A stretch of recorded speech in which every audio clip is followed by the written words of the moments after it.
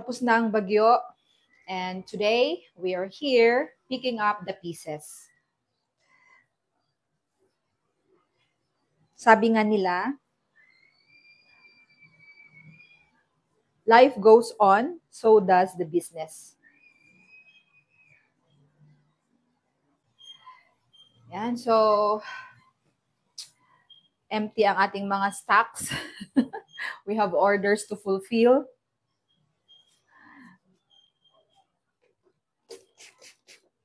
So magbi-blend tayo ngayon. Tayong nagawa lately dahil nga sa wala tayong kuryente at magsisimula pa lang tayo ngayon.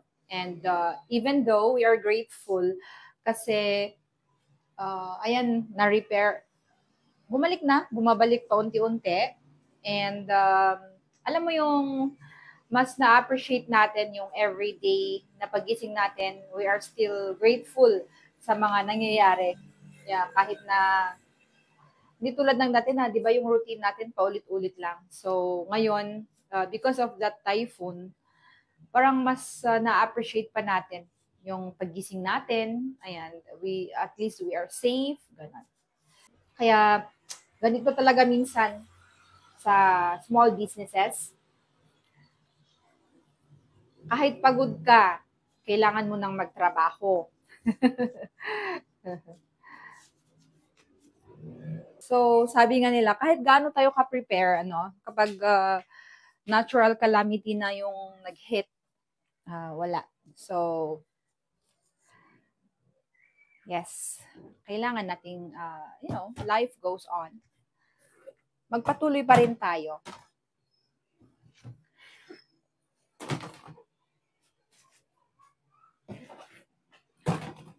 So, dito tayo sa loob ng pag-blending area natin. Wait lang, ayusin ko lang guys. Ayan, mabubuhay na ulit ang ating. Magpunas muna tayo ng konti.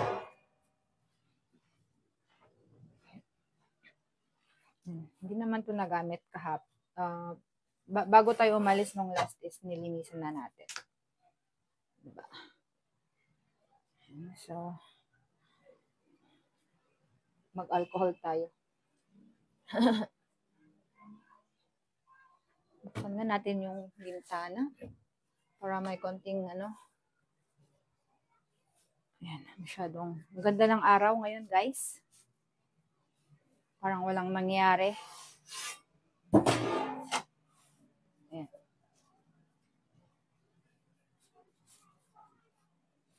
So, today,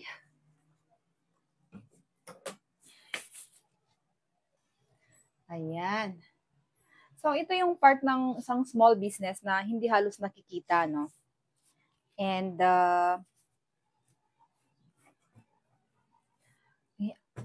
ayoko mang sabihin na ang reality, hindi ganun ka-glamoroso ang small business.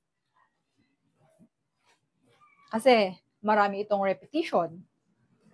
Paulit-ulit, ganun. Para ka lang nag-iikot-ikot. Pero, sabi nga nila, dito nabubuo ang ating pundasyon, ang foundation. At yun ay sa pagiging consistent. Consistency.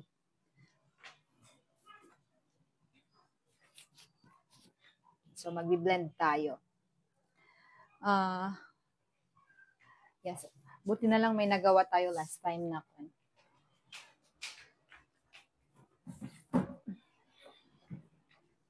Oh, this kunin natin.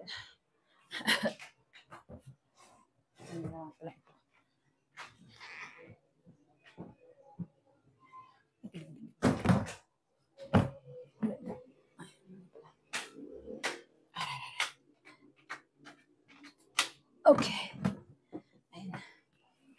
Ayan, so unahin ko muna guys. Unahin natin guys yung may apple blend. Kasi yung apple yung may limited natin. Tignan ko kung kaya niyang i-fulfill yung orders para at least alam natin yung susunod na steps natin.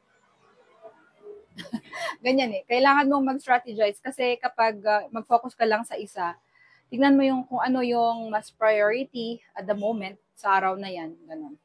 So, meron tayong blends na apat na may apple. So, andito yung melon berry, apple berry, yung apple kiwi, at saka yung glutamate. Ayun. So, to fulfill the order, at least meron tayong magawang 80 sachets ng mga ganon. So, kaya siguro ng apple na ginawa natin. Meron tayong drenay last time, nung dumating yung ilaw. Pwede, tignan natin. Okay? So, andito yung apples natin. Wait, I'm gonna put on. So, we need the lemon. Yeah? Asan yung na-condition na 921? Ito mo. Ay, hindi. Sige, tingnan natin. Ito yung gamitin natin to.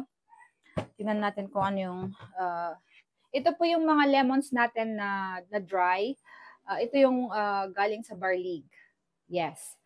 And from then on, hindi na tayo kumuha kasi nga may bagyo. Yan. So, ilang beses na natin ito ginawa? 100 times tayong nagbe-blend. So, para sa amin, bawat batch nito talagang may meaning, may story, ganun. Diba? Kahit pare-pareho yung mga ginagawa natin. Pero, memorable yung mga experiences. Tulad ngayon, after nung bagyo, ganun.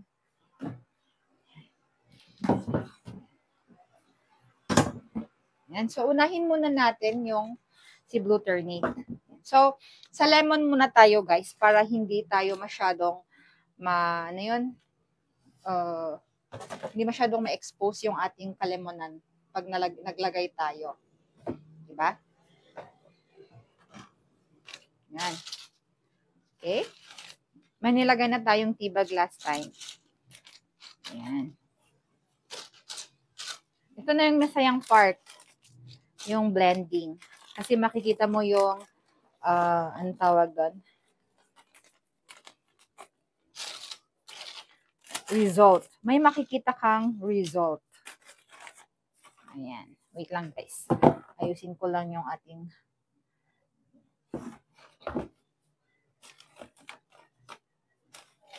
ayan. So, ano yung natutunan natin sa season na to? Ayan. Kahit may mga dumaang bagyo, huwag tayong magpatuloy pa rin tayo. Diba?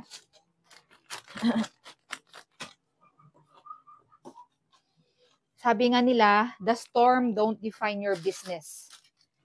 Yan. So, what defines you is how you restart. Yan. Tuloy pa rin. Gawa pa rin ng gawa. Yan. Yun yung ating trabaho bilang isang entrepreneur. Oo, yung mga nakikita natin na very nakakadismaya or ano muna. Pero, one of our main job talaga is to create. Create pa rin. Create tayo ng create. Minsan kahit nga yung ating pagbabalik or yung, di ba, pag we need to restart, hindi naman kasi kailangan glamoroso lahat. Walang glamour. Ayan, di ba? Paulit-ulit na mga activities. Pero yun nga, ang sinasabi natin, yan, dun ka nagbi-build ng iyong foundation. Yun yung mga bagay na gagawan mo pagdating na araw ng sistema. And we are praying for that. Not praying, we should do that, di ba?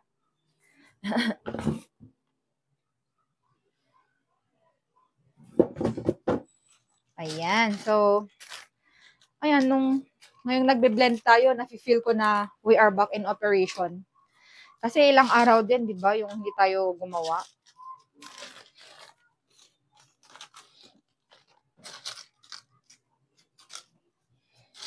Parang ito din yung parang healing moment natin, no? Ayan. So, i-seal na natin, guys, para matapos na At meron tayong magawa ngayong araw. Yan, kaya yan. Paulit-ulit kasi to. So, minsan, nakasanayan na nating gawin. No? And, ito na yung masayang part kasi nakikita mo yung final result. Ayan. These are for our gift, for gift boxes. Yan. Yan. Oh, para ang kwan nung, wait, yung ceiling pala natin, masyadong 1.5 natin, or 1.4. Kasi, oy, ang ganda, bago kasi yung, ito guys, pakita ko sa inyo. Wait. Yan, ito yung part na, yung heating part na to, nasunog. So, pinalitan ko talaga siya. Buti may mga, meron silang binibenta na mga ganito. Yan, di ba? And, kaya ang ganda pala ng pagka-seal, hindi na siya nasusunog. Yung parang last time, meron pang sunog-sunog dyan. Pangit tignan. O, di ba?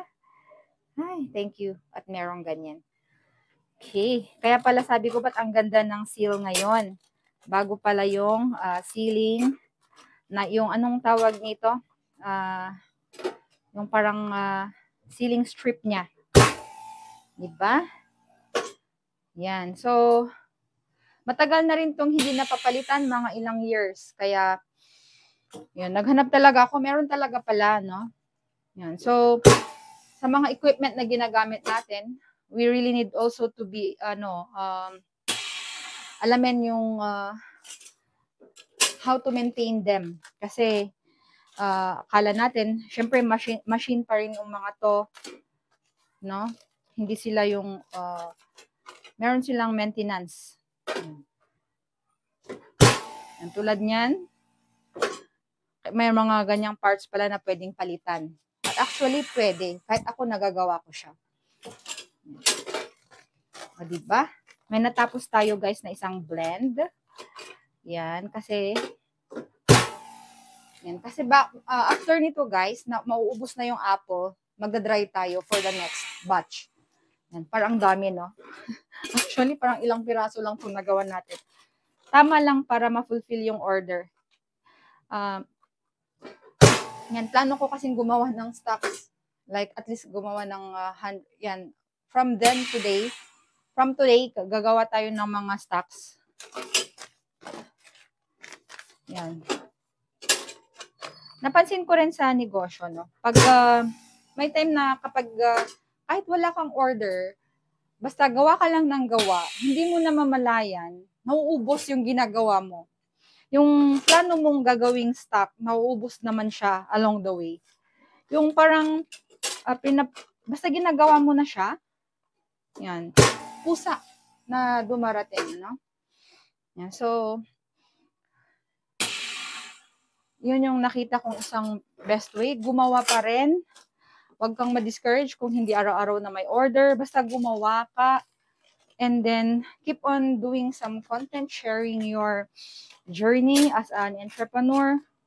Meron pong mapapansin sa'yo. Yung mga, meron kang i-hit na right audience para sa'yo. And, kahit nga hindi tayo ganun nag-ads or something, nag-share lang tayo ng ating mga experiences. Yan, at merong mga customers na nag-refer pa sa ating mga produkto. Yan, those are things to be grateful for. Ayan, so natapos natin ang isang blend natin. Saya-saya. Actually, may 9 blends pa. Ayan, guys. Okay?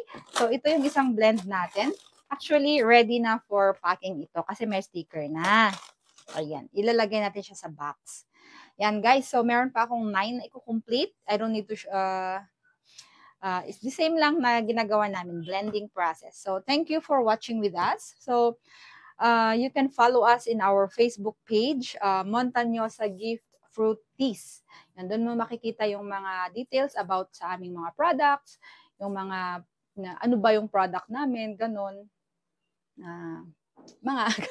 So anyway guys, sa lahat ng mga nakatry, sa lahat ng sumusuporta, salamat sa pag-support sa mga local products, and again, thank you for watching, diba? And thank you for showing interest in our page. And God bless us all. Bye, ka-homebees!